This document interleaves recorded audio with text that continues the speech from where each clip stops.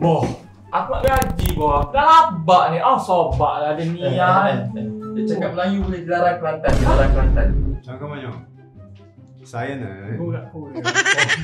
사연은 가지 따드입니다. mana gaji 사연입니다는 뭐요? Ngapa budak ni aku lah. Sobak ni.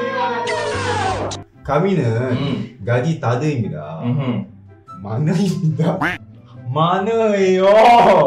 Oh ni saya ni HR. HR tahu HR tu apa? Ha?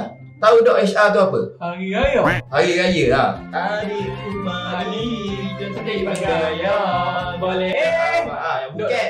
Gaji aku. Gaji tu accounting punya kerja bukan saya. Aduh. 따비는 accounting. 사연은 남빠지는 깜삐니입니다. Company 사나 미스kin이에요. 따위는 pakai kertas이에요.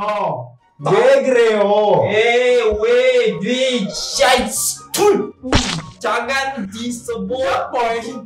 Memang ini company tak ada duit punya Kenapa bidang. company tak ada duit ni?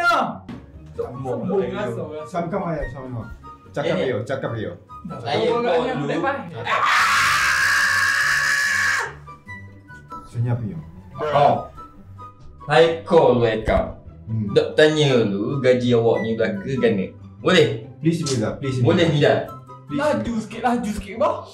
사발입니다. lepas ni makan. Aku nak makan ni. Dia kata joki dengan bini aku. Tidak. Tak ada duit. Apa aku? 깜삐니 ini 깜삐니. miskin ini. Miskin Kita tidak. nak miskin. Miskin Kau tidak. siapa ni? Halo? Tak. No. Awak account ke? Oh, dak ni ada seorang beruk depan saya ni. Seorang ni ada cakap bida. Bida nama awak bida ke? Bida dengan beruk. No, dia ni bekerja kita lah. So dia tak masuk lagi gaji. Lagi ganda ni. Kan? Masuk dah?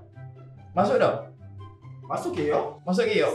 Sirah. 진짜입니다. Sirap tu sirap kasut. Serius lah. Sirah lah. Oh, sorry.